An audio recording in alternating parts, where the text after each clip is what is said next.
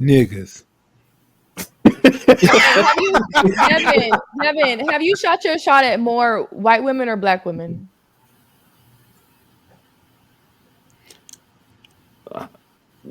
I can't even give it like a ethnicity. I'm a equal opportunity. if if feminine, fit and friendly, that's all. So he no, think about it. He went with whoever it was that went with him.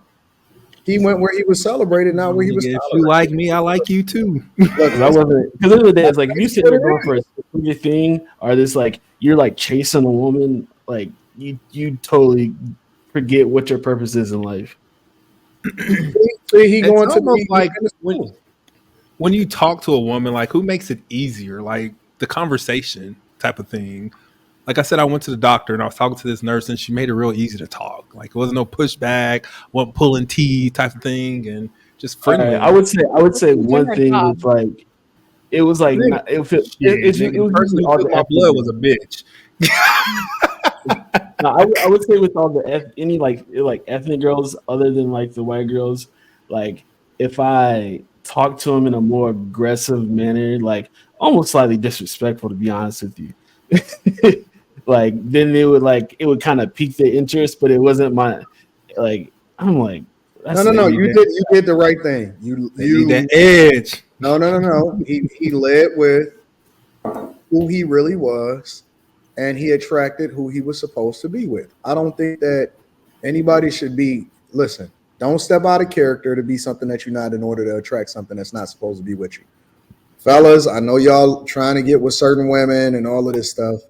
It's gonna be a disaster long term because she not really getting with the real you. She think y'all keep saying that women don't have discernment. I don't believe that women don't have discernment. I think that they are very much smart. Their discernment works when it's appropriate, right? But it all of a sudden turn off when it's inconvenient. I think that they just want what they want and they doing what they want to do, and they hoping that they can survive it to continue to do what they want to do later on in life and still be able to choose. I think that their discernment is I think that they know who the good guys are. They know in high school who the good guys are. They are not confused. They are not making mistakes. They are very intentional with what they're doing, and they're purposely choosing the wrong person. I don't think that they confused at all. They know. Listen, we all know. In high school, we do mock elections. They still do them today. Who's most likely to be successful? Who's most likely to do this? Who's most likely to do that? It's majority of women in there. They all voting. The motherfuckers is getting elected based off of what we all know. That dude is going to be successful. This guy is going to be awesome. Guess what? They choosing not to get with him. Any woman that's in there can get with that guy. It's a strong possibility that that guy that keep doing like this every time on his glasses is probably going to be. We know this. We see him. Y'all see them every single day. You see them in college. You see them in high school. You see them all throughout your life. And you choose not to be with him. And then the motherfucker grow up. He grow into his body. He get into the gym. He gets successful. He get married. And then y'all say, all of the good guys is taken. No, that motherfucker was available when he was there. You chose not to rock with him. And so that's just the way that it is. Like they choose on purpose. I don't think that they confuse or none of that. I think that they're purposely doing exactly what they want to do. Do you think they're not confused? They have bad judgment. That too. No, I think they think they're corny. I think they know exactly what they're doing. They just don't want a corny,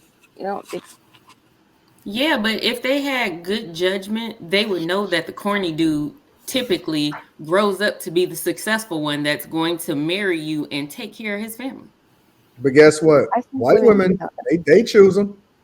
They choose them in college. They be like, oh, honey, I think that you are so great. I want to act like I want to play video games with you. Man, the motherfuckers ain't interested in them games. They rolling. And the same thing that y'all say don't date based off of potential. That's exactly what they doing. And they rolling with it. Boredom too, though. I think they think that, oh, he's gonna be, he's boring. Like even though it's somewhat unfortunate, but it's like the bad boy is like at least he has a little bit of drama. Like a lot of women are, they're just whimsical, and it's like if he doesn't have something to keep me like stimulated or whatever, if he's just doing the same thing, yeah, he's predictable. I know what he's gonna do. I know what he does. You know, I think for some women, it's like the boredom. It's like, and I'm with it. Come on over. I'll turn your fucking life inside out. I'll show you a good time. No, listen, I'm gonna show you a great. You gonna have the time of your life. I'm gonna fucking ruin you. You're never gonna be able to see men the same again. But I guarantee you're gonna have a great time, and I'm gonna send you back better than you was before you came. And see, and that's what women will get with those men that are like bad boys when they're younger, and then when they get older, they somewhat wise up. Like, okay, yeah, I had that. Now they're not wising up. They ruin forever. You ruin forever because you can't unsee what you saw. Come on over. We gonna have. Listen. One thing I'm gonna tell you. One thing is for sure, and two things is for certain. I promise you're gonna have a good time. I promise you on everything. You will not have a good time. Just come through. I promise you. Alexandra's still dodging. You know what I'm saying? She's still acting like we ain't conversating and communicating. You know what I'm saying? You waiting on me to say, all right, listen, here's the address. We just go back and forth, DM back and forth. Alexandra, don't worry about it, baby. You want me to formally invite you or no? Don't say nothing. We'll talk about it later. Shh. Let's lead into the next topic. Since we're talking about couples and we got some married people on the stage, let's lead into this video. If a man does not achieve marriage, that he will never become a real man. To me, you won't, because at the end of the day, our job is to create family. It's not possible. Wow. What do you get? What at the end of the day, if I never got married, if I never have a wife, family, building a legacy, anything else, I'm on this earth just to serve myself, get as much happiness, gain as much materialistic thing as possible, then die. What was that of me? Wow. Would you ever go into at my funeral or put a mural up of me for that? Nope. Never. Nope. You would never care about that. But a man who sacrificed his whole life, a man who served others his whole life. Boom. If you're not married, you're not a real man. Ladies, do you agree? I'm gonna let y'all answer that first. I'm gonna go last this time. Can you send me that link? So I can re-listen to it. Ladies, it's on you. Ladies, don't be shy. Don't be scared of these men up here. We're in boxes. They can't do nothing to us. If they're not married, they're not a real man. Is that true? I don't think that's true.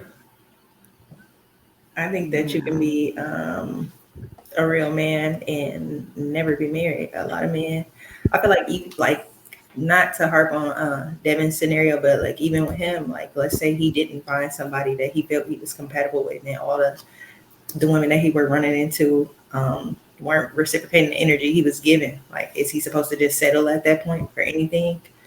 At that point, I feel like being single and still following his purpose or whatever the case may be is better than having any woman just for the sake of marriage. I agree. I think they worded that incorrectly. I feel like it's like you haven't. No, that nigga meant it that way. No, I think it would have been better word is like you haven't fulfilled like your ultimate goal if you haven't married, got a family, and then like instilled some values and morals into the next generation. So I wouldn't say you're not a man if you're not married, but I would say you haven't felt reached your potential. Because I would say at the end of the day, it's like I think I've gotten a different like both times, like when I was married and then I was divorced during that time and got married again, like my mindset kind of changed.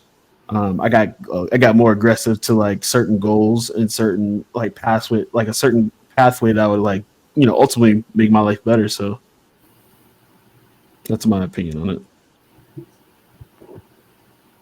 on it. Should every man have a wife?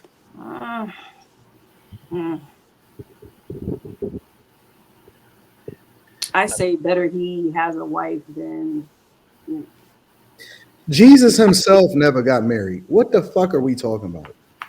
He had a purpose. Jesus himself never got married. Had a purpose. He had a different purpose other than Nigga, men have different purposes.